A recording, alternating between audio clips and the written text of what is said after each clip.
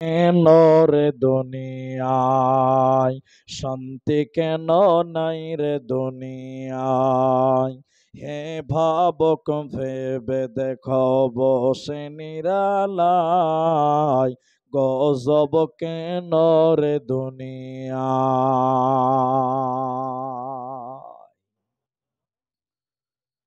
উপস্থিত চলমান সভার যোগ্যতম সভাপতি, স্টেজে ওলামায়ে কেরাম, আমার সামনে বসে থাকা দিন প্রিয়, ইসলাম প্রিয় যুবক বন্ধুগণ, দুয়ার কান্টারি মুরব্বী সমাজ, স্নেহের কচিকাঁচা, প্রজেক্টের মাধ্যম হইতে দেখনে ভালি আমাদের মায়ের জাত, বোনের জাত, মোমেনা সলেহা মা ও বোনেরা, প্রাণ প্রিয় চুয়াপুকুর, লালগোলা, মুর্শিদাবাদবাসী, প্রশংসা মাত্রই সেই মহান মনিবের দরবারে, যিনি আমাদেরকে এই কঠিন গরমের মধ্যেও এক ওয়াক্তিয়া মসজিদ কেন্দ্রিক আয়োজিত মাহফিলে বসিয়ে দূর দূরান্ত থেকে কিছু আলোচনা করার এবং শোনার যিনি তৌফিক ইনায়াত করেছেন, সেই মহান মনিবের দরবারে শুকরিয়া আদায় করি। আমরা সকলেই একবার জবান খুলে বলি আলহামদুলিল্লাহ। দরুদ ও সালাম বর্ষিত হোক সরকারে কায়নাত তাজদারে মাদানী, নবী কুল শিরোমণি, নবী মক্কি, নবী মাদানী, নবী আহমদ, নবী মুহাম্মদুর রাসূলুল্লাহ সাল্লাল্লাহু আলাইহি ওয়াসাল্লাম। মোহতারাম ভাইও, আজিজ ও বুজুর্গ দোস্ত, আমি কোরআনুল কারীম সূরা জিলজাল থেকে 3টি আয়াতের টুকরো পাঠ করেছি এবং হাদিসে নববী থেকে একটি মাত্র হাদিসের টুকরো পাঠ করেছি। উল্লেখিত আয়াত এবং হাদিসকে কেন্দ্রবিন্দুর মধ্যে রেখে আপনাদের সামনে এক বিষয়ের উপরে চলার চেষ্টা করব। দ্বিতীয়ত, আরেকটি বড় দায়িত্ব আমার উপরে দেওয়া হয়েছে, সেদিকটিও লক্ষ্য রাখার চেষ্টা করব। যদি আল্লাহ তৌফিক দেন তো আলাইহি তাওয়াক্কালতু ওয়া ইলাইহি উনীব। মোহতারাম ভাই ও বুজুর্গ দোস্ত, কিয়ামতের আলামত, এই ব্যাপারে কথা বলতে গেলে অনেক কথা বলা যায়। আমরা শুধু বাস্তবতার সঙ্গে সম্পর্ক রেখে কিছু কথা তার ভিতর থেকে পেশ করার চেষ্টা করব ইনশাআল্লাহুল আজিজ।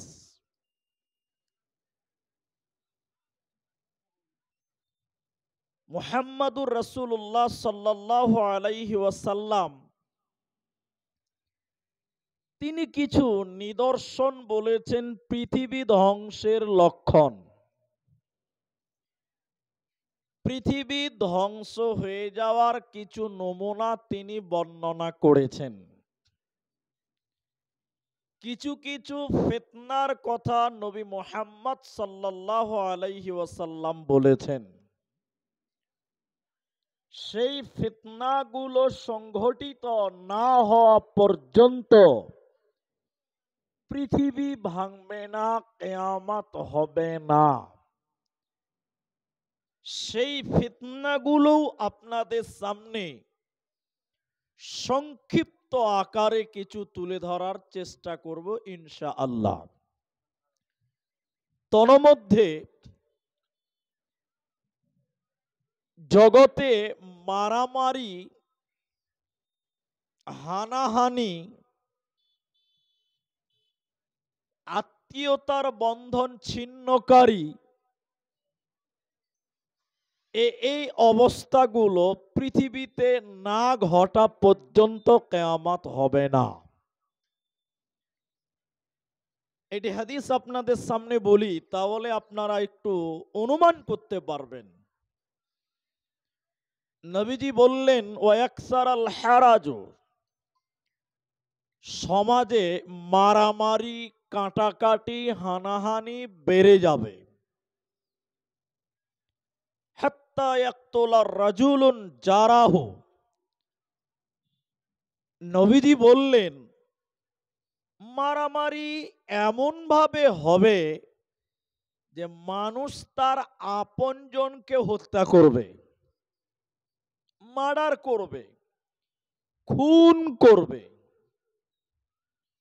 অফিরায়াতিন আবাহু, মানুষ তার পিতাকেও হত্যা করবে, বাবাকেও হত্যা করবে।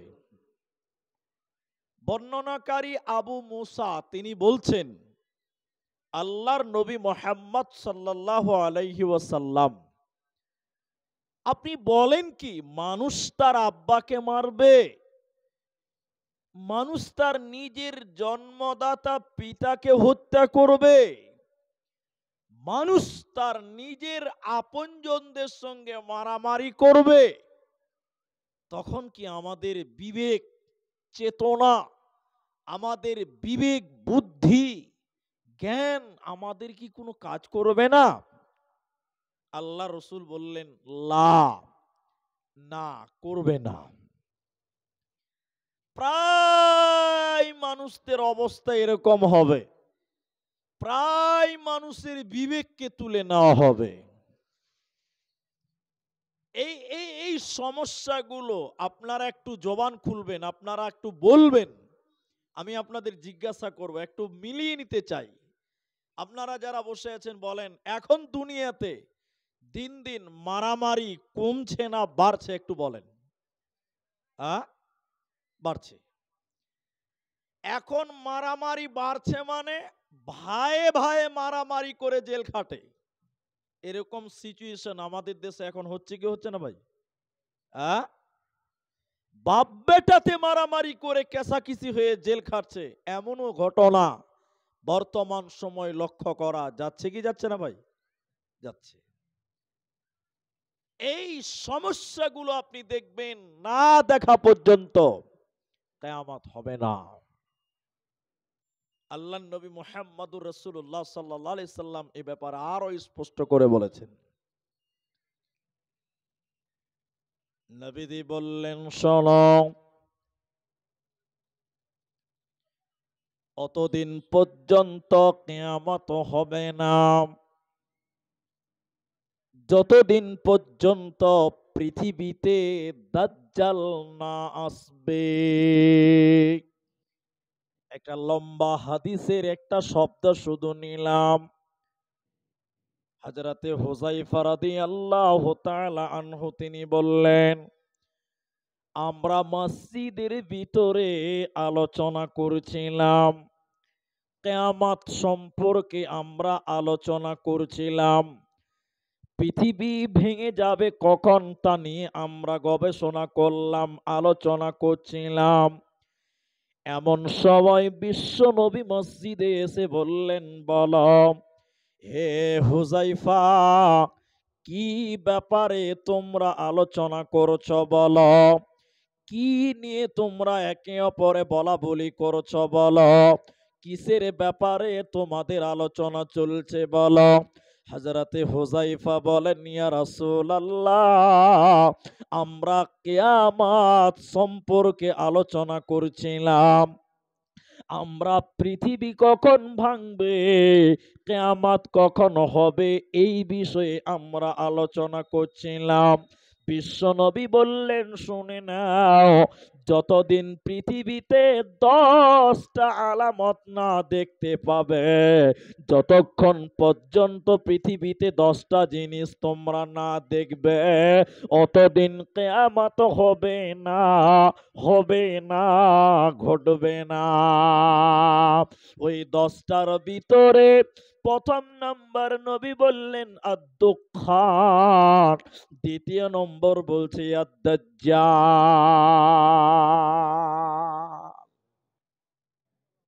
যতদিন পর্যন্ত দাজ্জাল না আসবে, যতক্ষণ পর্যন্ত পৃথিবীতে দাজ্জাল না আসবে, ততক্ষণ পর্যন্ত কিয়ামত হবে না, আসমান জমিন ভাঙবে না, পৃথিবী তছনছ হবে না। নবীজি বললেন যতক্ষণ 10টা জিনিস তোমরা লক্ষ্য না করবে, 10টা জিনিস যতক্ষণ তোমরা দেখতে না পাবে, ততক্ষণ পর্যন্ত পৃথিবী ভাঙবে না, কিয়ামত হবে না।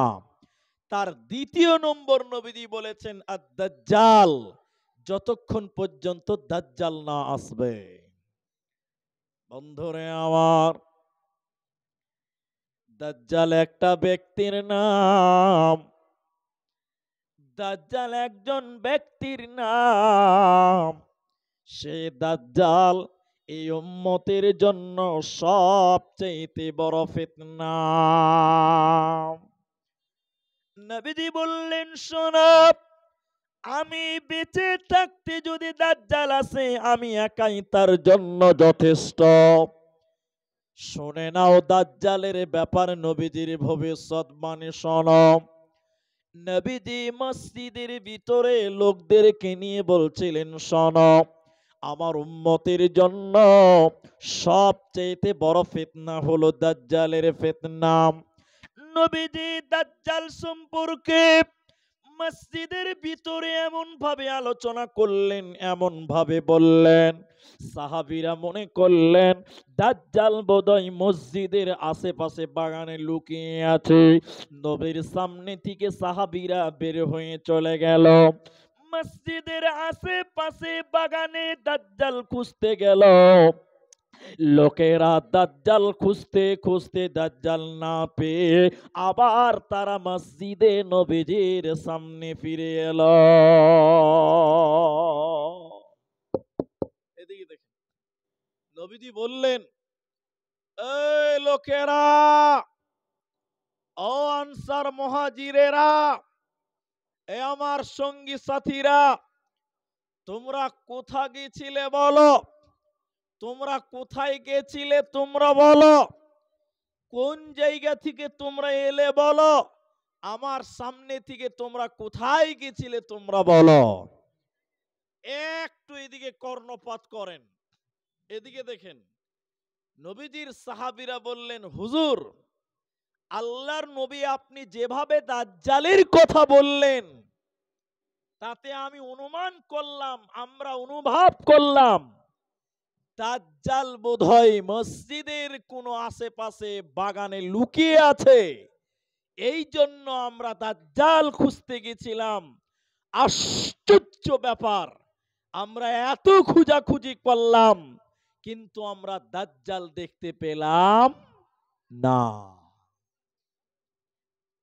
ভাই একটু এদিকে লক্ষ্য করতে হবে। আমি তো বলছি, আপনি শুনছেন, আমার চেয়ে গরম আপনাকে কম লাগছে, এটা বিশ্বাস করেন। আমি বলছি যদি আমাকে বেশি গরম লাগছে, তাহলে একটু এদিকে দেখেন, এদিকে দেখেন। আল্লাহর দয়াতে রহমতের বাতাস একটু করে বইছে তো, যে আলহামদুলিল্লাহ। তো এদিকে দেখেন, ডিস্টার্ব হবে ভাই, এটা একটা আলাদা টাইম। মানুষ খাওয়া দাওয়া করে মোমেন্ট একটু স্থির নয়, চলাচল করতে ভালো লাগে, অবশ্য শুনেন। তো সাহাবীরা বললেন, আমরা এত খুঁজলাম দাজ্জাল, কিন্তু আমরা দাজ্জাল দেখতে পেলাম না। নবীজি বললেন, এদিকে প্রত্যেকজন নবী তার লোকদেরকে, কওমের লোকদের, উম্মতদেরকে দাজ্জালের ব্যাপারে আলোচনা করেছেন। আর আমি নবী মুহাম্মদুর রাসূলুল্লাহ তোমাদেরকে দাজ্জালের একটা পরিচয় বলছি। সেটা কি?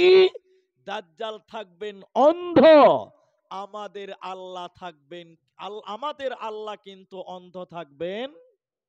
বলুন, আল্লাহ অন্ধ না। এখানে একটা গুরুত্বপূর্ণ পয়েন্ট নোট করেন, এদিকে।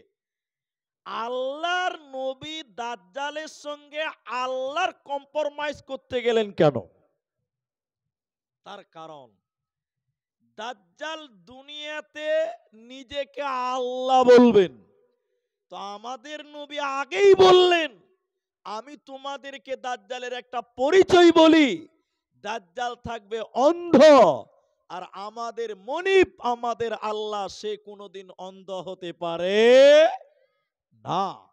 আমাদের আল্লাহ এত সুন্দর, যার বিবরণ অন্য কোনোদিন আলোচনা করা যাবে। নবীজি এবার বললেন, শোনো, তোমরা সে দাজ্জাল সম্পর্কে সচেতন হয়ে যাও। নবীজি বললেন, ততক্ষণ পর্যন্ত কিয়ামত হবে না যতদিন পৃথিবীতে এই দাজ্জাল না আসবে। দাজ্জাল এত ক্ষমতা, দাজ্জালের এত ক্ষমতা মানুষ আপনি কল্পনা করতে পারবেন না। দাজ্জালের এত ক্ষমতা, তিনি আপনার ঈমানকে ধ্বংস করবে, তিনি নিজেকে আল্লাহ দাবি করবে। এমন ইতিহাস আছে, শুনে নাও। দাজ্জাল নিজেকে আল্লাহ দাবি করবে, যারা কমজোর ঈমানদার, যাদের ঈমানে ত্রুটি রয়েছে, দুর্বল ঈমানদার, ওদেরকে গিয়ে বলবে আমি আল্লাহ। কমজোর ঈমানদার বলবে তোমাকে আল্লাহ মানি না। দাজ্জাল বলবে কেন মানো না? বলে তুমি আল্লাহ নও। আল্লাহ জীবিতকে মৃত করতে পারে, মৃত্যুকে জীবিত করতে পারে, তুমি কি মৃত্যুকে জীবিত করতে পারো? দাজ্জাল বলবে আমি মৃত্যুকে জীবিত করতে পারলে তোমরা কি আমাকে আল্লাহ বলে মেনে নিবে? এখানে একটা কথা জিজ্ঞাসা করে উত্তর দেন। পৃথিবীতে কোনো মানুষ কেউ যদি নিজেকে আল্লাহ দাবি করে, ওর কাছে ও আল্লাহ কিনা এটা প্রমাণ চাওয়া যাবে? এতটি লোক কথা বলে না, প্রমাণ চাওয়া যাবে? আরে প্রমাণ চাও হারাম। প্রমাণ চাইবেন মানে, প্রমাণ চেয়েছেন মানে বুঝা যাচ্ছে প্রমাণ দিতে পারলে আল্লাহ হতেও পারে। কথা কি বুঝতে পারলেন? এই জন্য তার কাছে প্রমাণ চাওয়াও। এখন যদি কেউ বলে আমি নবী, আমার উপরে আল্লাহ ওহী নাজিল করেছে, ওর কাছে প্রমাণ চাওয়া যাবে? ও যদি হাজার প্রমাণ পেশ করে তারপরেও সে মিথ্যাবাদী, সে কোনোদিন নবী হতে পারে না। এখন যারা কমজোর মুমিন, যাদের ইমানে ত্রুটি রয়েছে, ওরা বলবে আশ্চর্য কথা, মৃত্যুকে যে জীবিত করতে পারে সেই তো আল্লাহ। আপনারা কি বলছেন? হ্যাঁ, মানব। তখন আপনি দুর্বল ইমানদার, আপনার সামনে বলবে কবরের দিকে ইশারা করে বলে উঠে দাঁড়াও।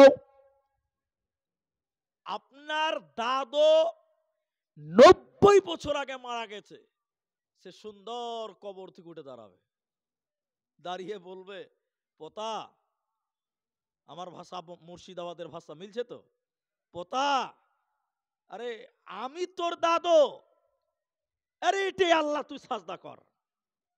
তখন এই ওর কমজোর ইমানদার অবাক হয়ে বলবে এটাই আল্লাহ, একই সাজদা করবে, সঙ্গে সঙ্গে জাহান্নামী বলে গণ্য হবে। কারণ এই যে কবর থেকে যিনি দাঁড়িয়েছে সে আপনার দাদু নয়, সে আরেকজন শয়তান।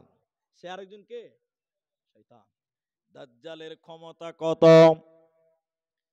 একটা একটা করে 8-10টা বলার চেষ্টা করব। দাজ্জাল পৃথিবীতে কতটা ক্ষমতাশীল যা আপনি চিন্তা করতে পারবেন না। দাজ্জালকে বেঁধে রাখা হয়েছে। দাজ্জালকে কি করা হয়েছে বলেন? বেঁধে রাখা হয়েছে। দাজ্জালকে দেখেছেন আপনারা? মোবাইলে দেখেছেন নাকি? বর্তমান মোবাইলে বানিয়ে দিয়েছে এইখানে একটা চোখ দিতে কপালে। ও কি জানে, হাদিস জানে না কোরআন জানে, ও কপালে চোখ দিয়ে, অথচ হলো কানা, আর মাঝখানে চোখ দিয়ে দিয়েছে ছবিতে। আপনারা কেউ দাজ্জাল দেখেছেন গো? না, দেখেননি। এবার দাজ্জাল দেখতে পাবেন। এটা হাদিস শোনাই, মুসলিমের বর্ণনা। ফাতেমা বিনতে কায়েস রাদিয়াল্লাহু তাআলা আনহা তিনি বলছেন, আমি কোন একদিন নামাজে গেলাম, মেয়েদের একদম পেছনের কাতারে গেলাম। তো নবীজি নামাজের ইমামতি করে, এদিকে দেখেন, এই এদিকে, নবীজি নামাজের ইমামতি করে হাসতে হাসতে মেম্বারে উঠছে আর বলছে এই বসো। বসো বসো। সবাই নবীজির কথা শুনছে, বসে গেল। ফাতেমা বিনতে কায়েস উনি বলছেন আমি মেয়েদের পেছনে ছিলাম, আমিও বসলাম। আমি শর্ট করার চেষ্টা করছি, ঘটনাটা লম্বা। আল্লাহ নবী এবার বলছেন তামিম আদ-দারি যে ছিল খ্রিস্টান, তিনি আমার কাছে এসে তার বাস্তবে ঘটে যাওয়া একটা ঘটনা শেয়ার করেছে নবীর কাছে। নবীজি বলছেন আমার এই ঘটনা আমার কে যা আল্লাহ জানিয়েছে তার সঙ্গে মিলে গেছে। সেটা কি? লাখম এবং জুজাম শহরের প্রায় ৩০ জন মানুষ সমুদ্রে ঘুরতে গেছে। আপনারা মুখ খুলেন, কোথায় ঘুরতে গেছে? মানুষের যখন টাকা বেশি হয় তখন মানুষের শখ বেশি হয়। ঠিক বললাম না? হ্যাঁ না বলেন। কিছুদিন বলতে কয়েক বছর আগে টাইটানিক দেখতে গেছিল ৫ বড় লোক। মনে আছে আপনাদের? মনে নাই মনে হয়। টাইটানিক দেখতে গেছিল না, ছোট সাবমেরিনে করে, বিরাট পয়সাওয়ালা। ওরা গিয়েছে আর ফিরে আসতে পারেনি। এই ঘটনা আপনারা দেখেছেন। তো তামিম আদ-দারি বলছেন আমরা ৩০ জন মতান্তরে আমরা গেছিলাম সমুদ্রে ঘুরতে, ওটা ওদের শখ। সমুদ্রে যাওয়ার পর সমুদ্রের উত্তাল ঢেউ, আমরা সমুদ্রে হারিয়ে গেলাম। অনেক দিন, এক মাস হারিয়ে গেলাম। প্রায় মাসখানেক পর মাগরিবের পূর্ব মুহূর্তে সূর্য ডুববে ডুববে এমন সময় একটা তীর পেলাম। তীর বুঝতে পারে? যে কোনো একটা ধার পেলাম আর কি। মাগরিবের হব টাইম। ১ মাস পর এরকম জায়গাতে আমরা দাঁড়ালাম, নামলাম। এমন সময় একজন ব্যক্তি, গোটা শরীরে এত বড় বড় লোম, মানুষের মাথাতে যেমন চুল আছে তার পুরো শরীরে তেমন লোম আছে, কোনটা তার পাছা কোনটা তার মাথা বোঝা যায় না, এরকম একটা লোক। আচ্ছা বলুন, এরকম একটা লোক যদি আপনার সামনে হঠাৎ দাঁড়িয়ে যায় কেমন লাগবে? কারেন্টে শর্ট করবে যেরকম ওরকম হবে। এই কি দেখলাম রে ভাই। এইরকম হঠাৎ প্রায় ৩০ দিন পরে এরকম একটা লোক ওই তামিম দারিদের সামনে দাঁড়িয়ে বলছেন আপনাদেরকে ওই যে ঘর, ওখান থেকে একজন আহ্বান করেছেন, ডেকেছেন। আমি শর্ট করার চেষ্টা করছি। এবার এরা যেতে চাইছিল না, ভয় খাচ্ছিল, শয়তান হতে পারে আর কিছু হতে পারে, ভয় ভয় বারবার জোরাজুরি করলো। এবার আমার দিকে লক্ষ্য করবেন, এবার তারা ওই ঘরে গেল। এদিকে দেখেন, এবার এদিকে দেখেন। প্রাইমারি স্কুলে যখন আমরা পড়েছি মাস্টারদের মায়ের পাওয়ার কিরকম ছিল বলুন তো? 5G স্পিডে মেরেছে তখন। ঠিক বললাম না? নাই বলেন। আর এখনকার মাস্টার এদিকে যদি ছাত্রকে মারে, ছাত্রর বাপ এসে মাস্টারকে পিটিয়ে দিয়ে চলে যাচ্ছে। ঠিক বললাম না? নাই বলেন। ওটা তো পরে হবে, আগে মারো তারপরে বিচার। তো এবার প্রাইমারি স্কুলে যেরকম আগে বাচ্চাদেরকে মুরগি করাতো, মুরগি বুঝেন তো, করাতো না? তো তামিম দারি বলছেন আমরা ওই ঘরে গেলাম, বিরাট এক ব্যক্তি, তার মুখ দু পায়ের মাঝখানে, হাত পা বাঁধা আছে আর ছুটার চেষ্টা করছে। আমরা গিয়ে বললাম আপনি আমাদেরকে ডেকেছেন? হ্যাঁ ডেকেছি। তোমরা কি অমুক শহর থেকে এসেছো? হ্যাঁ। আচ্ছা কয়েকটা প্রশ্ন এদিকে। এক, অমুক জায়গাতে একটা কুয়া থাকার কথা, কুয়াটা আছে? পানি আছে কুয়াতে? আমরা বললাম হ্যাঁ আছে। এই ঘটনা নবীজি বলছেন মসজিদে, তামিমদারি ঘটনা। হ্যাঁ আছে, কুয়াতে পানি আছে। তখন ওই লোকটা বলছে, তাকে চেনা যায় না, তাকে বাধা আছে। ও বলছে অচিরেই কুয়োর পানি বন্ধ হবে, আর কুয়োতে পানি থাকবে না। অমুক জায়গায় একটা বাগান থাকার কথা, বাগানে খেজুর হয়, ফল ধরে? আমরা বললাম হ্যাঁ বাগান আছে, খেজুরে ফল হয়। অচিরেই বাগানে খেজুর বন্ধ হবে, আর খেজুর হবে না। অনেক কথা অনেক কথা। ঠিক আছে। এবার এরা ফিরে চলে আসছে, তখন বলছে এই এই, আর কিছু কথা জিজ্ঞাসা করেছিলেন, ছেড়ে দিলাম। আমি কে? তোর নিজের পরিচয় দিচ্ছে, আমি কে? তখন তামিম দারিয়ারা বলছে হ্যাঁ আপনি কে? তখন সে বলছে আনা দাজ্জাল, আমি হলাম দাজ্জাল, আমি হলাম দাজ্জাল। নবীজি বলছেন দাজ্জালকে ছেড়ে দেওয়া হবে, বেঁধে রাখা হয়েছে, দাজ্জালকে ছেড়ে দেওয়া হবে। 40 দিনে গোটা পৃথিবী ভ্রমণ করবে, শুধু ঢুকতে পারবে না মক্কা এবং মদিনা। নবীজির হাতে লাঠি ছিল, মিম্বারে খটখট করে মেরে বললেন, উম্মতেরে, এটাই সে মক্কা, এটাই সে মদিনা, যে মক্কা মদিনায় দাজ্জাল আসতে পারবে না। বাকি তামাম পৃথিবীতে 40 দিনের ভিতরে গোটা পৃথিবী দাজ্জাল ভ্রমণ করবে, মানুষকে গুনাহগার বানাবে, মানুষকে জাহান্নামী বানাবে। তাই আল্লাহর নবী বলছেন, শুনে নাও হে উম্মতের লোক, যতক্ষণ দাজ্জাল না আসবে কিয়ামত হবে না, হবে না, হবে না। এবার 1 নাম্বারটা দুঃখান, ধোঁয়া, জমিনে ধোঁয়া, ধোঁয়া বেরোবে, অন্ধকার হয়ে যাবে। 3 নাম্বার নবীজি বললেন, আমি এক একটা করে আপনাদের কিছু সময় নিয়ে নিয়ে বলছি, এরপরে নবীজি বলছেন শোনো, দাব্বাতুল আরদ, মাটির ভিতর থেকে একটা প্রাণী বের হবে, মাটির ভিতর থেকে একটা প্রাণী বের হবে। ওই প্রাণীটা গরু না, ওট না, দুম্বা না, আর কিছু এমন আছে প্রাণী, যে প্রাণীটা মানুষদের সঙ্গে কথা বলবে। তাফসীরের ভিতরে আছে এই প্রাণীটা মাটির ভিতর থেকে বের হবে, আর প্রাণীটা মানুষদের মতন করে কথা বলবে। এই 3টে জিনিস যতক্ষণ পর্যন্ত না দেখবে ততক্ষণ কিয়ামত হবে না, হবে না। এরপরে নবীজি বললেন, শোনো,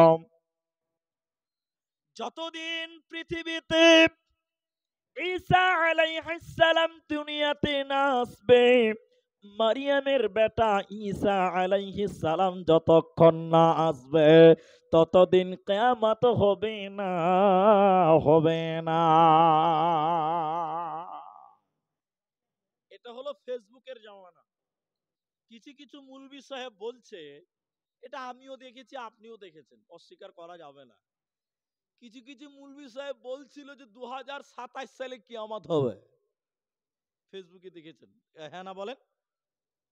কেউ কেউ গ্যারেন্টি দিয়ে বলছে যে 30 সালে দাজ্জাল আসবে। মনে হচ্ছে ফেরেশতার খালাতো ভাই, সব জানে। এই গ্যারেন্টি দিচ্ছি, ইউটিউবে লেখা আছে 2030 সালে দাজ্জাল আসবেই। তো কিয়ামতের একটা লক্ষণ হলো ঈসা আলাইহিস সালাম পৃথিবীতে আসবেন। এখন প্রশ্ন হলো, ঈসা আলাইহিস সালাম কখন আসবেন? মুরি সাহেব, ভাই আব্দুর রহমান, ঈসা আলাইহিস সালাম কখন আসবেন? এটার ব্যাপারে 2 মিনিট লাগবে। ঈসা আলাইহিস সালাম আসবেন এটা মসজিদের মিনারায়, মসজিদের মিনারাতে ঈসা আলাইহিস সালাম নামবেন, আসমান থেকে আল্লাহ পাঠাবেন। মসজিদের ওই মিনারটার রং হবে সাদা। ঈসা আলাইহিস সালাম ওই মসজিদের মিনারে নামবেন এবং সেই টাইমটা থাকবে আসরের টাইম। যেমন আপনাদের বুঝাইলে বুঝবেন, আসরে আজান হয়েছে, এখন সঙ্গে সঙ্গে জামাত আরম্ভ হয় না, হয় 15 মিনিট 20 মিনিট টাইম থাকে। আপনার দিকে থাকে না গো? আজান হয়ে গেছে, যারা বলছে 30 সালে দাজ্জাল আসবে শুনে নাও, যারা বলছো 30 সালে ঈসা আলাইহিস সালাম আসবে শুনে নাও। দাজ্জাল ঈসা আলাইহিস সালাম, দেখেন মিলটা কোন জায়গাতে, দেখেন এবার দেখেন, আসরের আজান হয়ে যাবে এমন সময় মসজিদের সাদা মিনারায় হযরতে ঈসা আলাইহিস সালাম আসবেন। তিনি নামাজ পড়তে আসবেন, মসজিদে নামাজে যাবেন, তখন লোকেরা বলবে আপনি ইমামতি করেন। ইমামতি তিনি করতে চাইবেন না, তিনি বলবেন আপনারা ইমামতি করেন। এরপরে মুসল্লিদেরকে নিয়ে আসরের নামাজের পরে মুসল্লিদেরকে নিয়ে বসবেন, সমস্যা জানবেন, দাজ্জালের ব্যাপারে অবগত করবেন। হযরতে ঈসা আলাইহিস সালাম দাজ্জালের ব্যাপারে জিহাদ ঘোষণা করবে, যুদ্ধ ঘোষণা করবে। অনেক মুমিন মুসলমান মারা যাবে, শেষের বেলায় দাজ্জালকে হযরতে ঈসা আলাইহিস সালাম মারবেন। দাজ্জালের অনেক সঙ্গপাঙ্গ থাকবে, দাজ্জাল যেখানে লুকাবে সেখান থেকে আওয়াজ বের হবে, গাছের তলে দাজ্জাল লুকাবে। গাছ বলবে ও আল্লাহর বান্দা, এখানে একজন দাজ্জাল লুকিয়ে আছে। দেওয়ালের তলে লুকোবে, দেওয়াল কথা বলবে, বলবে আল্লাহর বান্দা, হে ঈসার লোকেরা শুনে নাও, এখানে একজন দাজ্জাল লুকিয়ে আছে। এদেরকে মারতে মারতে মারতে মারতে হযরতে ঈসা আলাইহিস সালাম তিনার সঙ্গে হযরতে ঈসার সঙ্গে দাজ্জালের দেখা হবে। হযরতে ঈসাকে যখন দাজ্জাল দেখবে, দেখেই মোমের মতন গলতে লাগবে, দেখেই মোমের মতন গলতে লাগবে। হযরতে ঈসা তলোয়ার নিয়ে এক কূপে তাকে জাহান্নাম পাঠাবে। অতএব ঈসা আলাইহিস সালাম পৃথিবীতে আসবে, দাজ্জালকে হত্যা করবে। যতদিন ঈসা না আসবে ততদিন কিয়ামত হবে না, হবে না, হবে না। তাহলে পৃথিবীতে ধোঁয়া ধোঁয়া ছড়িয়ে যাবে, আর দাজ্জাল আসবে। মাটির তল থেকে একটা প্রাণী বের হবে, হযরতে ঈসা আলাইহিস সালাম পৃথিবীতে আসবে। এরপরে শোনেন, নবী বলেন, শুনে নাও হুযায়ফা, অতক্ষণ পর্যন্ত কিয়ামত হবে না ততক্ষণ পর্যন্ত 3টি ভূমিকম্প না হবে, আর 3টি এরিয়া যতক্ষণ দেবে না যাবে, 3টি ভূমিকম্প যতক্ষণ না হবে, হুসুফিল মাগরিবি ওয়াল মাশরিকি হুসুফিল জাজিরাতু মিনাল আরাব, পূর্ব দিক থেকে পশ্চিম দিক থেকে ভূমিকম্প হবে। অনেক জায়গা দেবে যাবে, ভূমিকম্পতে ধসে যাবে, এবং আরব উপত্যকাগুলো ভূমি ধ্বংস না হবে। যতদিন ধ্বংস না হবে অতদিন কিয়ামত হবে না, হবে না। এই জন্য আল্লাহ তাবারাক ওয়া তাআলা কোরআনের ভিতরে কিয়ামতের বিবরণ যখন বলছেন, তখন তিনি বললেন কিয়ামত যখন হবে ঘন ঘন ঘন ঘন ঘন ঘন ভূমিকম্প হবে। আল্লাহ কোরআনে বলেন, ইদা জুলজিলাতিল আরদু জিলজালাহা, যখন জিলজাল চালু হয়ে যাবে, প্রচন্ড ভূমিকম্প হবে। দুনিয়াতে ঘন ঘন ভূমিকম্প হবে। ও আখরাজাতিল আরদু আথকালাহা, মাটির ভিতরে যা কিছু আছে সব কিছু উথাল বেরিয়ে যাবে। ওই ভূমিকম্পের কারণে মাটিগুলো ফেটে যাবে, মাটিগুলো দেবে যাবে, আর মাটির ভিতরে যা আছে সব বেরিয়ে যাবে। মাটির তলে পানি আছে, পানিগুলো বেরিয়ে যাবে। মাটির তলে কয়লা আছে, কয়লাগুলো বেরিয়ে যাবে। পাথরগুলো বেরিয়ে যাবে। পেট্রোল ডিজেল আছে, সেগুলো বেরিয়ে যাবে। মাটির ভিতরে আর কিছুই থাকবে না। মাটিগুলো এমন ভাবে ধ্বংস হবে, এমন করে ফাটবে, আর ভূমিকম্প হবে। আল্লাহ তাবারাক ওয়া তাআলা কোরআনের অন্য জায়গাতে বলছে, শোনো, মাটিগুলো এত নড়বে কেন, এত পরিমাণ ফাটবে কেন, এত ভূমিকম্প হবে কেন, শুনে নাও। ওই মুহূর্তে আমি আল্লাহ পাহাড়গুলোকে পৃথিবীতে উড়িয়ে বেড়াবো। পাহাড়গুলো পৃথিবীতে আছে বলে জমিন স্থল হয়ে আছে, জমিন নড়াচড়া করে না। এই জন্য অনেক মুহাদ্দিস হাদিসের ভিত্তিতে বলেছেন, দুনিয়াতে যত পাহাড় আছে এই পাহাড়গুলো কাঁটা চলবে না। আমরা তো ছোটখাটো কোন তালবিলিমের মতো, যারা বড় আলেম, আমি আমাদের মাদানী সাহেবকে বসিয়ে বলছি কথাটা, অনেক ওলামা বলছেন হারাম, পর্বতকে কেটে ফেলা যাবে না, পাহাড় কাটা হারাম বলেছেন অনেক ওলামা। কেন জানেন? আপনি মুর্শিদাবাদে লালগোলাতে বাস করছেন, আপনি ভাবছেন দুনিয়াতে পাহাড়ের কি দরকার আছে। এটা আপনি ভাবতেও পারেন যে পৃথিবীতে পাহাড়ের কি দরকার আছে, আর আছেই বা কত।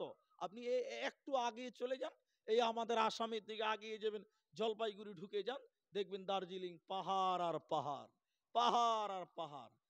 আর একটু সাইডে চলে যাবেন, ভুটান, নেপাল, নেপালে ভুটান যাবেন, শুধু পাহাড়, পাহাড় আর পাহাড়। আর একটু চলে যাবেন আসাম, খালি দেখবেন পাহাড় আর পাহাড়।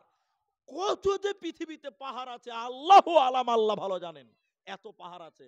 এখন আপনার কাছে প্রশ্ন, ভাই পাহাড়গুলোর দরকার কি, কাটা যাবে না কেন? পাহাড় যদি না দিতেন, আহারে এত সুন্দর বিল্ডিং থাকতো না। জি, জমিন নড়াচড়া করতো, বিল্ডিং ভেঙে যেত। আল্লাহ বলছেন আমি পর্বত দিয়ে পৃথিবীকে চেরাক গেড়েছি, খোঁটা গেড়েছি, জমিন তুমি নড়াচড়া করবে না। যে কথা ছিলাম ওই দিকে চলেন। আল্লাহ তাবারাক ওয়া তাআলা বলছেন আল জিবালু সুইরাত, আল জিবাল ওয়াহুয়াল পর্বত। কিয়ামত যখন সংঘটিত হবে, পাহাড়গুলো তুলোর মতন আকাশে উড়ে বেড়াবে। পাহাড়গুলো আকাশে উড়ে যখন বেড়াবে, জমিন তখন নড়াচড়া করবে, মাটিগুলো ফেটে যাবে। ও আখরাজাতিল আরদু আতকালাহা, মাটির ভিতরে সব কিছু মাটি বের করে দিবে। ওয়াকালাল ইনসান, আল্লাহ এরপরে বলেন ওয়াকালাল ইনসান, মানুষেরা তখন বলবে মালাহা, মালাহা, মালাহা। মানুষেরা চিৎকার করবে আর বলে বেড়াবে কি হইলো দুনিয়ার, কি হয়ে গেল আজকে পৃথিবীর, কি হয়ে গেল আজকে মাটির। মাটিতে কোনোদিন এত নড়াচড়া করত না, তার ভিতরের জিনিসগুলো কোনোদিন বার করে নাই। অকলাল ইনসান, মানুষেরা বলবে কি ব্যাপার, এভাবে কেন পৃথিবীটা ধ্বংস হয়ে গেল। অতএব নবী বলেন যতদিন 3 খানা ভূমিকম্প না হবে, ততদিন কিয়ামত হবে না, হবে না, হবে না। এই মাস 2-3 আগে একটা ভূমিকম্প হলো, আমাদের দিকে হয়নি, এই মাস 2-3 হবে হয়তো। এই আমাদের বাংলাদেশের পাশে একটা দেশ আছে মায়ানমার, নাম শুনেননি যে? ওখানকার ওই মেয়েটার নাম কি মনে আছে আপনাদের? কি অং সং সুচি না কি বলছে, অং সন সুচি না কি বলছে, এই পাতলা করে মেয়েটা, এই মুসলিমদেরকে খুব অত্যাচার করছিল। যাই হোক, দেখেছেন হয়তো পেপার পত্রিকাতে, আমি যেরকম খবর টবর দেখি বা খবর টবর পড়ি, দেখলাম বড় বড় ভবনগুলো পড়ে গেছে, ফেটে গেছে। তারপরে অনেক জায়গাতে দেখলাম বিশ্বের বড় বড় যেগুলো ধনী ধনী এলাকা, এই ভূমিকম্পতে অনেক ক্ষয়ক্ষতি হয়েছে। আমরা তার আগেও যদি দেখি অনেক জায়গাতে ভূমিকম্পের কারণে বড় বড় বিল্ডিং গুলো পড়ে যাচ্ছে। যতদিন যাচ্ছে দুনিয়াতে ভূমিকম্প কমছে না বাড়ছে? বলেন, বাড়ছে। অনেক কারণ, অনেক কারণ। তার মধ্যে একটি হলো পাহাড়কে ধ্বংস করা হচ্ছে।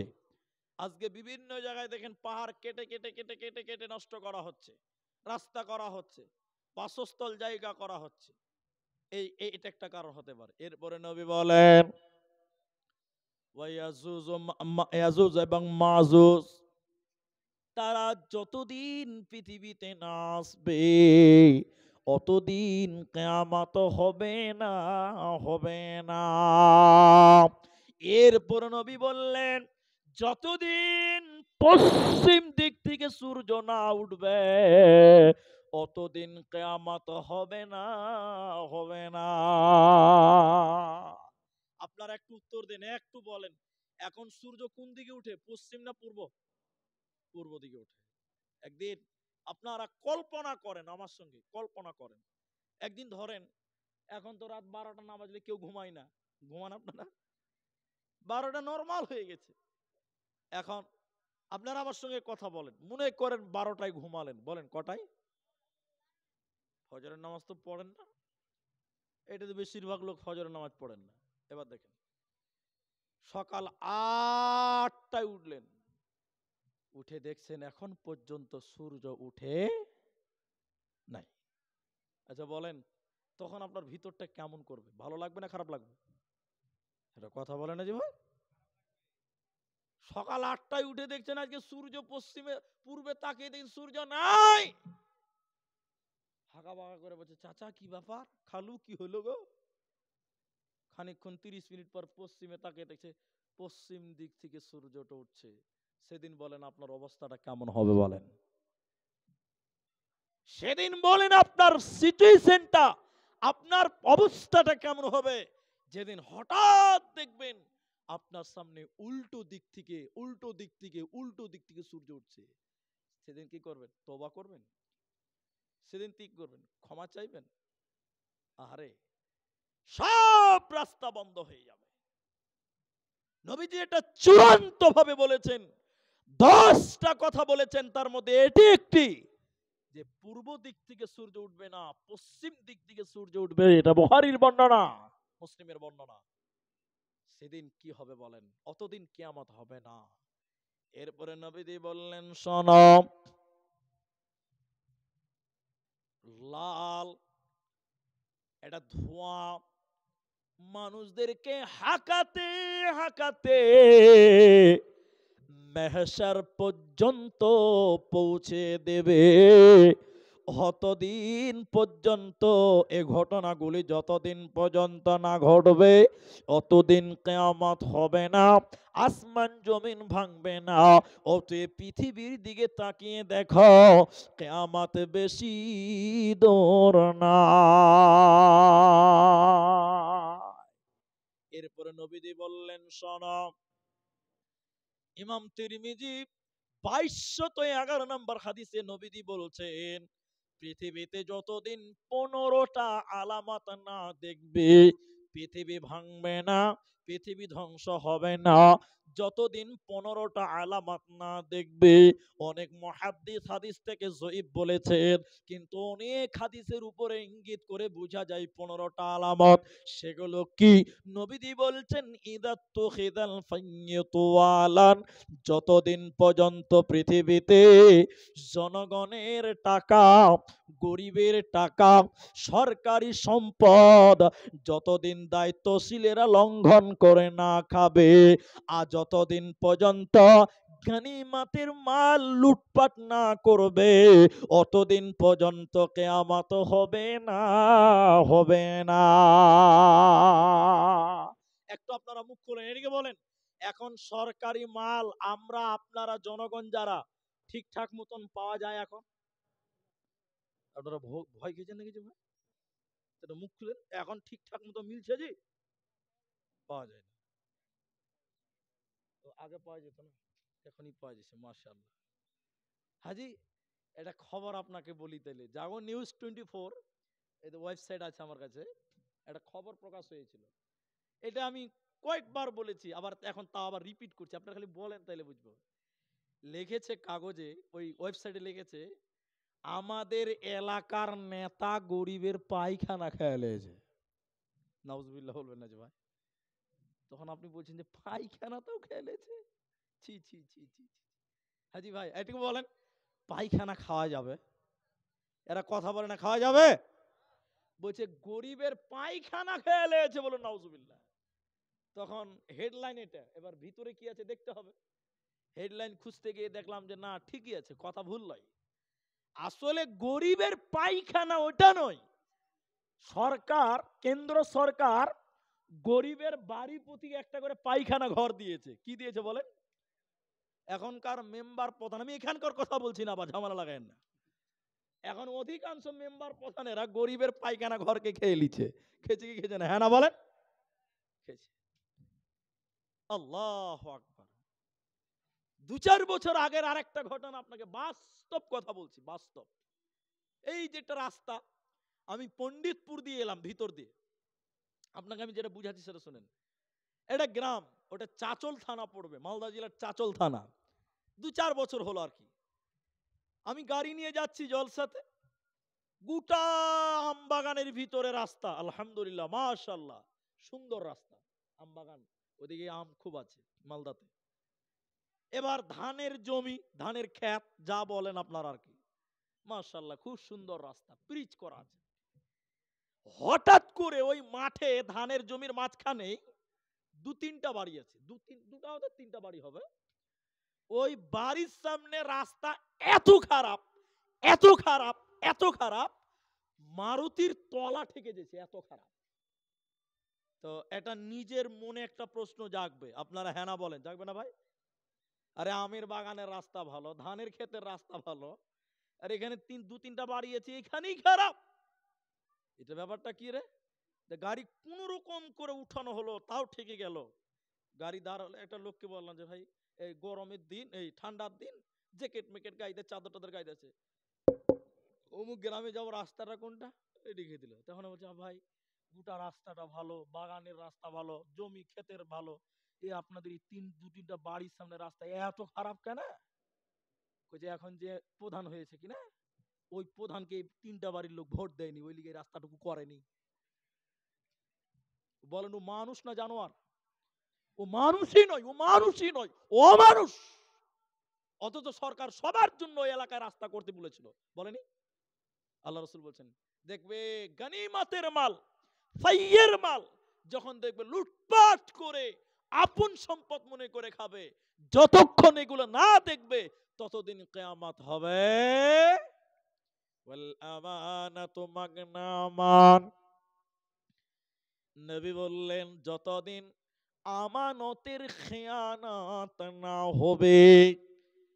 আজকে সমাজের চিত্রগুলো একবার আপনি মিলান, যতদিন পর্যন্ত আমানতের খেয়ানত না হবে অতদিন কিয়ামত হবে না, পৃথিবী ভাঙবে না, ধ্বংস হবে না। এখন আমি সবাইকে বলছি না, কিছু লোক বলছি, আপনারা মুখ খুলেন। এখন অধিকাংশ মানুষের আমানত নাই, কি বলছেন? হ্যাঁ না বলেন ভাই? একবার তাকবীর দেন, লিল্লাহি তাকবীর। আমানত আছে জি? এটা মাথা কেন হিলাইছে জি? এটা মাথাই কাজ করে না।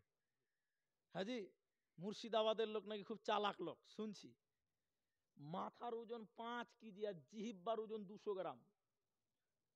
যদি হিলাইতে বলি কোনটা হিলাবেন, 5 কেজি না 200 গ্রাম? হ্যাঁ, খুব বুদ্ধিমান নাকি জি? 5 কেজি চাইরে রাখতে বলবো, যে চাইরে রাখা, 200 গ্রাম রাখা, কোনটা রাখবে? 5 কেজি রাখবে? হাজি, এখন আমাদের মাঝে আমানত নাই। যেমন মসজিদের টাকা,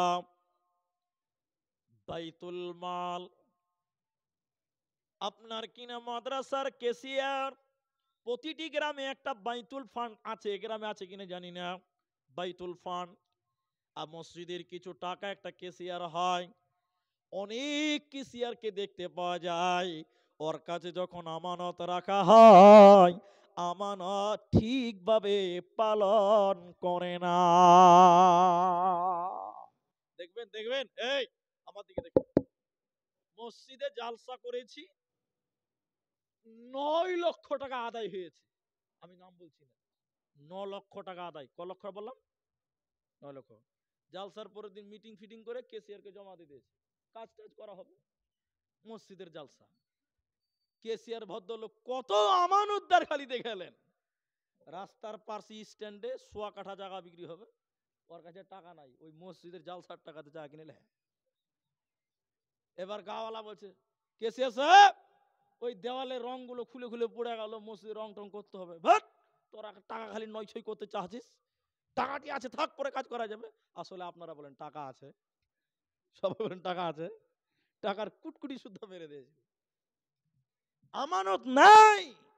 ছোট্ট করে বলি 3 নাম্বার, ওয়াযাকাতু মাগরামান। এই যে এখন সবচেয়ে গুরুত্বপূর্ণ কথা, যাকাত। যাকাত দিতে চাইবে না, যাকাত চাইলে মানুষ মনে করবে কঠিন বোঝা। আরে মুলবিরা কেন আমাদের উপরে চাপ সৃষ্টি করছে? মাদ্রাসাওয়ালা, মাদ্রাসাওয়ালা কেন আমাদেরকে তো চাপ দিয়েছে? যাকাত আমরা দিব না দিব আমাদের ব্যাপার। দুইটি কথা বলি শুনেলেন, কিয়ামতের ময়দানে আপনার গলাতে সাপ ঝুলিয়ে দেওয়া হবে, বিষাক্ত সাপ। ওই সাপগুলো আপনাকে ছবল মারবে, ছবল মারবে আর বলবে, এই এই এই আমি কে, এই এই আমি কে। সাপ বলবে আমি কে। যে যাকে কামড়াচ্ছি বলবে, এই তুমি কে, তুমি কামড়াচ্ছ কেন? তখন বলবে, আমি তোমার ওই সম্পদ যে সম্পদের যাকাত দেওয়া হয়নি। নবী বলেন, কিয়ামতের আগে এমন একটা সময় আসবে রে, মানুষেরা যাকাত দেবে না।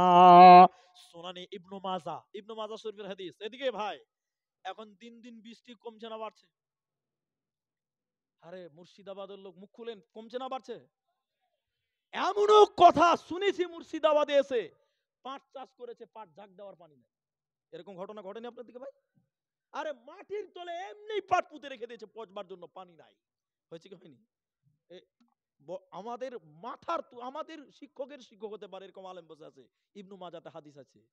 বৃষ্টি কেন হয় না? কেন বৃষ্টি হয় না? এমনি না, কারণ আছে। সুনান ইবনু মাজাতে কয়েকটা কারণ, আমি একটা বলছি। যখন মানুষেরা যাকাত দেওয়া বন্ধ করে, যখন বান্দা যাকাত দেওয়া বন্ধ করে দেয়, আল্লাহ আসমান থেকে রহমতের বর্ষণ বন্ধ করে দেন। কোনদিন আল্লাহ আর বৃষ্টি দিতেন না, আর আল্লাহ কখনো বৃষ্টি দিতেন না। তবে মাঝে মধ্যে দিচ্ছে কেন? তাহলে মাঝে মধ্যে হচ্ছে কেন? নবীজি বললেন, শোনো, তোমাদের বাড়িতে গৃহপালিত পশু আছে, তোমাদের বাড়িতে গরু আছে, ছাগল আছে, ভেড়া আছে, মুরগি আছে। গৃহপালিত পশুর কারণে আল্লাহ তাদের দিকে দয়া করে বৃষ্টি দেয়, আল্লাহ মানুষদের দিকে তাকিয়ে বৃষ্টি দেয় না। কেন কেন কেন? নবী বলেন, যখন আমার উম্মত যাকাত দেবে না, আল্লাহ রহমতের বর্ষণ দেবে না। তাই কিয়ামতের 15টি কথা নবীজি এখানে বলেছেন, আমি আর দুটি বলে। তাহলে 3 নাম্বার হলো যাকাত দেবে না, যাকাতকে মানুষেরা বোঝা মনে করবে। 3 নাম্বার বললাম। 4 নাম্বার, এদিকে দেখেন, দিন শিক্ষা অর্জন করবে না, গায়ের শিক্ষা। এদিকে দেখেন, দিন বাদ দিয়ে বেদিনের শিক্ষাটা বেশি পছন্দ করবে। একটু মুখ খুলে বলেন, এখন মানুষ দিন শিক্ষার জন্য বেশি আগ্রহী না বেদিন? সবাই বলুন, বেদিন। বাস্তব চিত্র, আপনি মাদ্রাসায় যান আর মিশনে যান, মাদ্রাসাতে কমিটির লোক বলছে ভর্তি ফি ১,৫০০ টাকা। আর মুখ খুলে বলেন, ক হাজার টাকা? আপনাদের এই পাড়ার একটা লোক বলছে, আমরা দান করছি, আমরা যাকাত দেই, আমরা উসুর দিই, ফের ১,৫০০ টাকা। হেড মুলবি খালি চাঁদা তুলতে আসুক, তারপর মজা দেখিয়ে দিব কে উসর। এই কোন মিজাজ বলেন? অথচ ওইরই একটা ছেলে ওমরপুর বিশাল একটা মিশনে পড়ে, ভর্তি ফি নিয়েছে ২০,০০০ টাকা, ভর্তি ফি নিয়েছে ২০,০০০ টাকা। এরকম ঘটনা আছে নাই? আল্লাহ আকবার। দিন শিখবে না, দিনের শিক্ষার আগ্রহী কমে যাবে, অথবা দিন শিখবে দুনিয়ার জন্য, আখিরাতকে প্রাধান্য দিবে না। কিয়ামতের আগে দেখবে দিনের শিক্ষা বন্ধ হবে, বেদিনের শিক্ষার পেছনে মানুষ হর হর করে টাকা বের করবে, টাকা ঢালবে, কেউ কোনো প্রশ্ন করবে না। এখন ঘটনাটা ঘটছে কি ঘটছে না ভাই আরেকবার বলেন। আহারে, একটা কথা খালি বলি, কোরআন শিখলে এহকালেও লাভ, পরকালেও লাভ আছে না নাই? এহকালেও লাভ, পরকালেও। আর যদি আপনি কোরআন না শিখেন, এহকালে আপনি হয়তো বুঝতে পারছেন না, পরকালে আপনি ক্ষতিগ্রস্ত হবেন, পরকালে আপনি অবশ্যই বিপদগামী হবেন। এই জন্য আপনাকে কোরআন শিখতে হবে। কি শিখতে হবে বলুন তো? নবীদের পরে বলেন, নবীজি বলছে, ইন্না মিন সাআতি, আল্লাহ নবী বলছেন, শোনো, অতদিন কিয়ামত হবে না যতদিন পর্যন্ত ইরফাল ইলম, যতক্ষণ পর্যন্ত হযরতে আনাস বলছেন এলেম উঠে না যাবে, মূর্খতা বর্ষণ না হবে, নবী বললেন অতদিন কিয়ামত হবে না, যতদিন এলেম উঠে না যাবে, যতদিন মূর্খতা বর্ষণ না হবে, অতদিন কিয়ামত হবে না। এলেম নাই, বড় বড় আলেমকে আল্লাহ তুলে নেবেন, তারপরে যারা মুলবি হবে ভালো আলেম নয়, আমরা ভালো আলেম নয়, আমরা ভালো বক্তা, ভালো আলেম নাই, ভালো আলেম একটার পর একটা মারা যাচ্ছে, ভালো আলেম তৈরি হয় না। পশ্চিম বাংলার বুকে মাদ্রাসার শাইখুল হাদিস হওয়ার মতন পজিশনের ভালো আলেম দেখতে পাওয়া যায় না, এরকম অবস্থা। আল্লাহ রাসূল বলছেন এলেম উঠে যাবে, মূর্খতা বর্ষণ হবে, মূর্খতা বৃষ্টির মতন হবে, মূর্খতা দেখতে পাওয়া যাবে। এরপর রাসূলুল্লাহ বললেন আকাম্মা, আল্লাহ রাসূল বলছেন শোনা,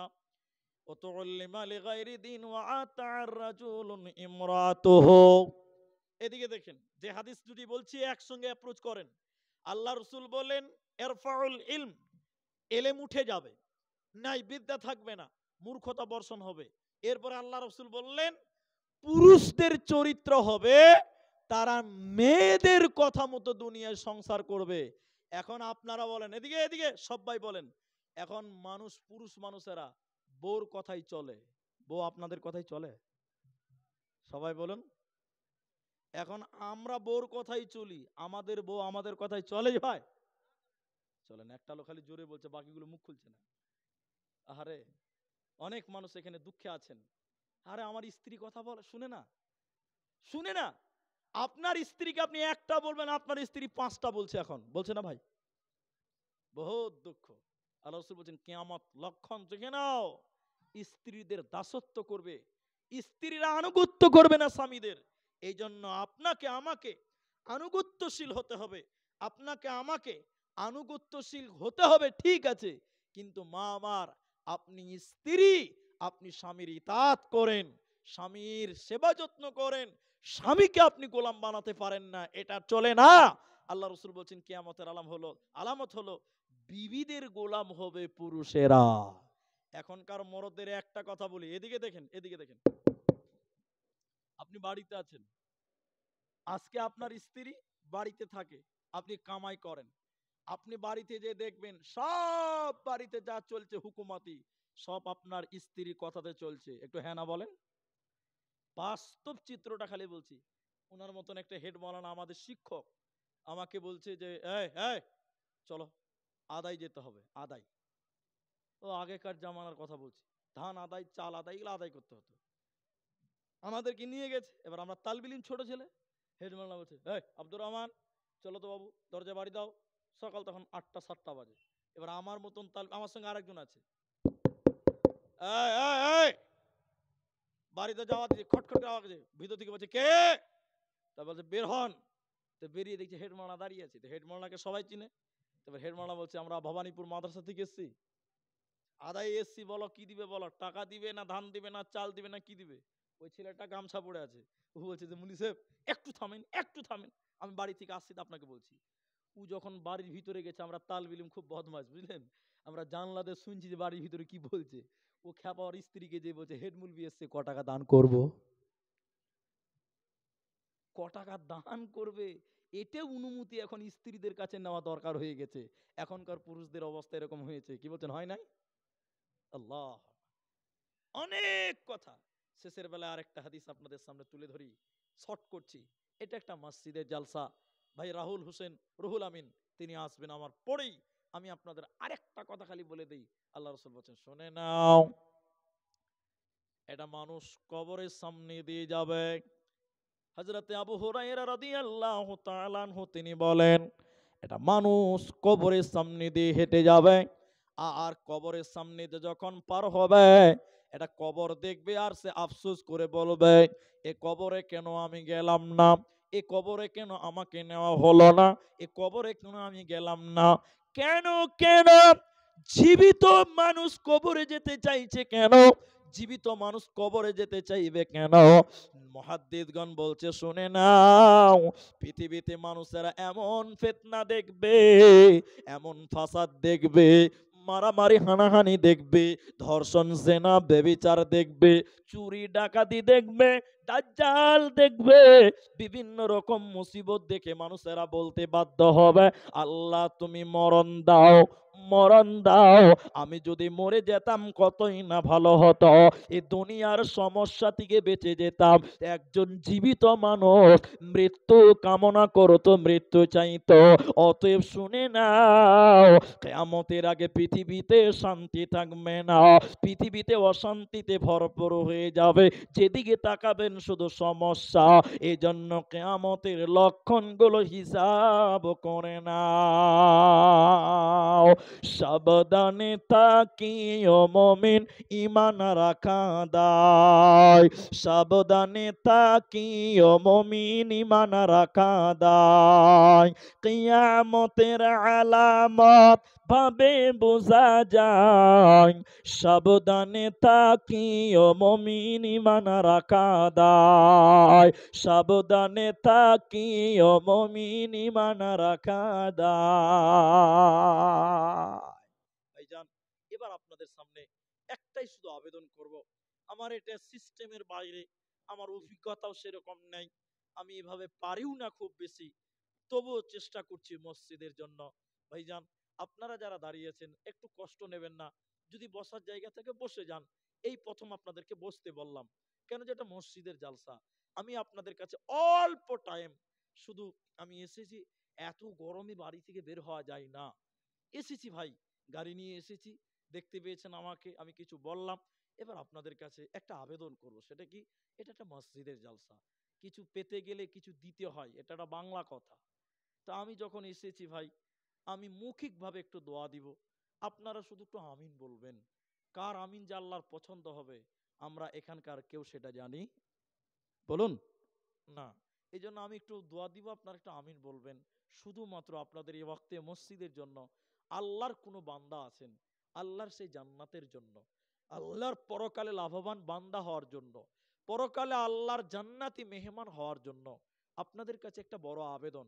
কোন একজন ব্যক্তি এই গ্রামে নিজের মসজিদের জন্য 20,000 টাকা আল্লাহর রাস্তায় দান করবেন, এরকম যদি একটা মানুষ প্রথম নাম্বার হাতটা দেখান, আমি তার জন্য প্রথম দোয়া করব। আলেমরা আছে দেখেন, ভালো কাজ যে প্রথম শুরু করে আর তার দেখে যদি আরো কেউ করে, সে ডবল নেকি পায়। তাহলে দানের কাজ একটা ভালো কাজ। এখন একজন মানুষ শুরু করেন, আপনার দেখে যতজন মানুষ আসবে আপনি বেশি নেকি পাবেন। আপনাদের ভিতরে একজন একজন কোন হেডমিস্ত্রি, কোন বড় ঠিকাদার, কোন ভালো ব্যবসায়িক, কোন ভালো ডাক্তার মাস্টার, যাদের মন বড়, দান করার জন্য মনের প্রয়োজন হয়, একজন আল্লাহর বান্দা 20,000 টাকা, 20,000 টাকা আল্লাহ রাস্তায় দেবেন। একটা লোক হাত তুলেন, আর একটা লোক তার সঙ্গে বলবেন যে মাওলানা আমি 10,000 টাকা দিব। এইরকম একটা লোক হাত তুলেন। আমি দুইজন মানুষ প্রথম নাম্বার একটু দেখতে চাই।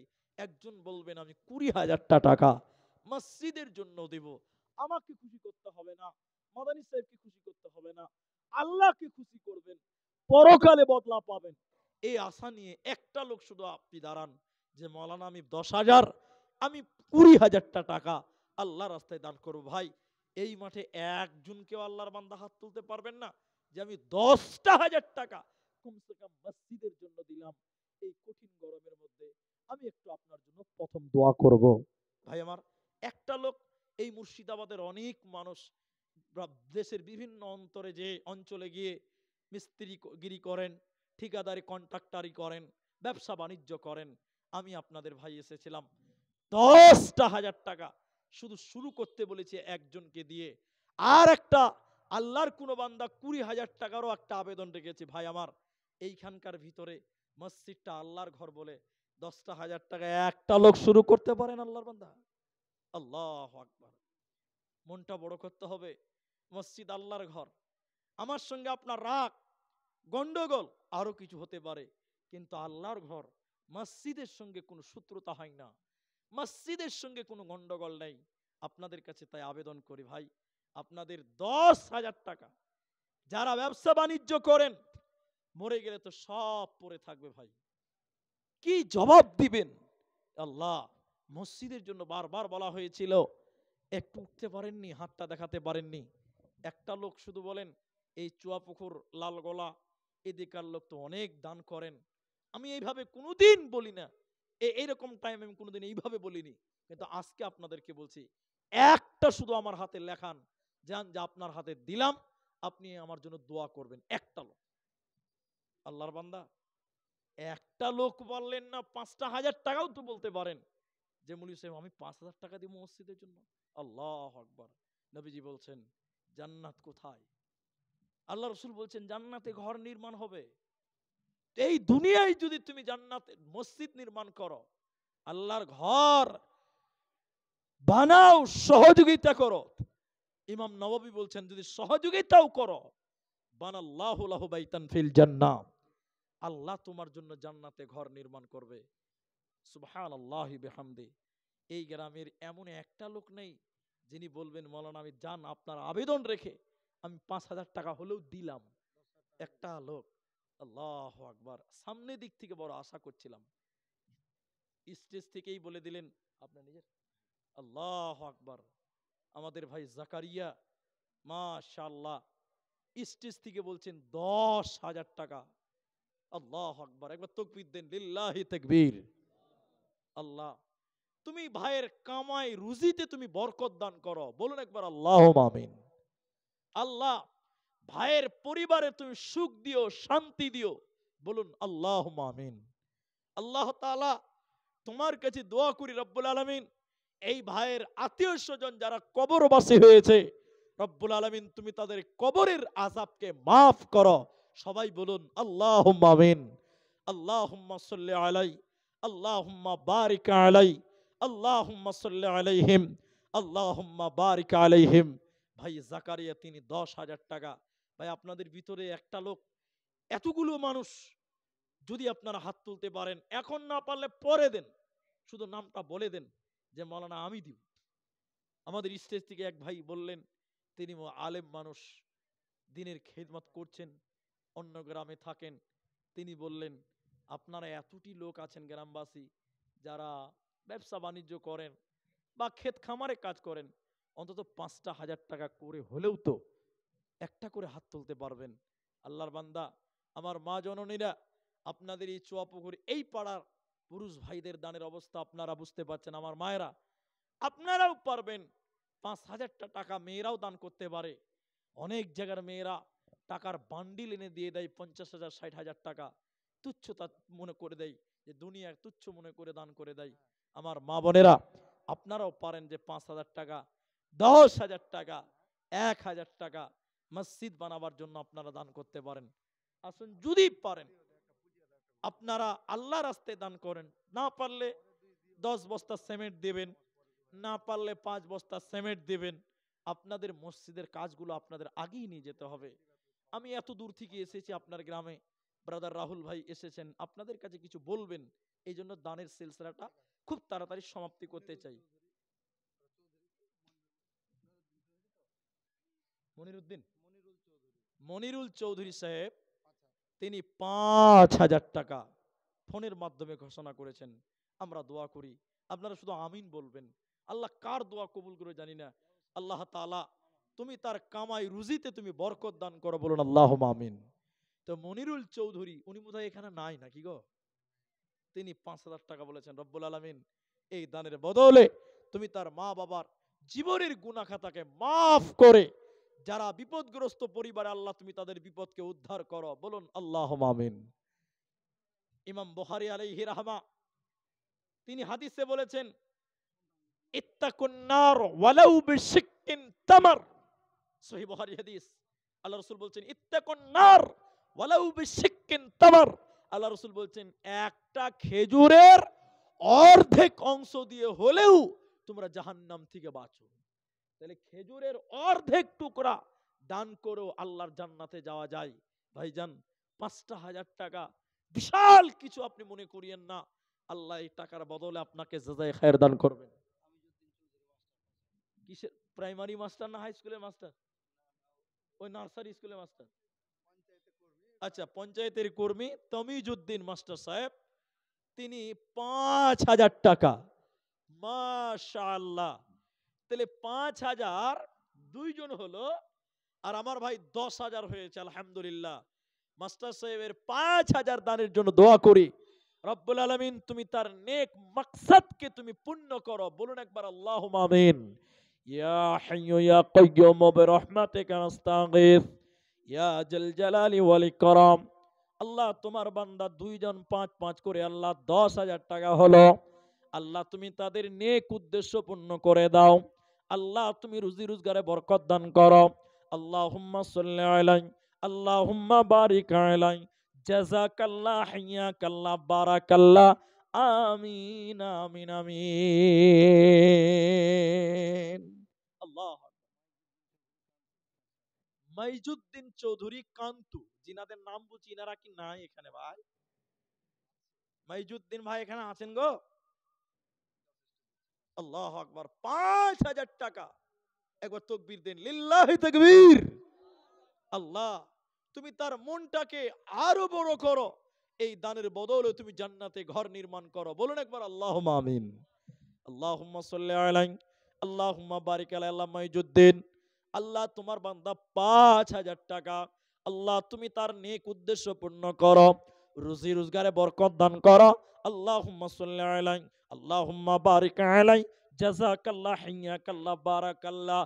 আমিন আমিন আমিন। আজরাইল খাই না ঘুষ, শুনো রে ও মানুষ। আজরাইল খাই না ঘুষ, শুনো রে ও মানুষ।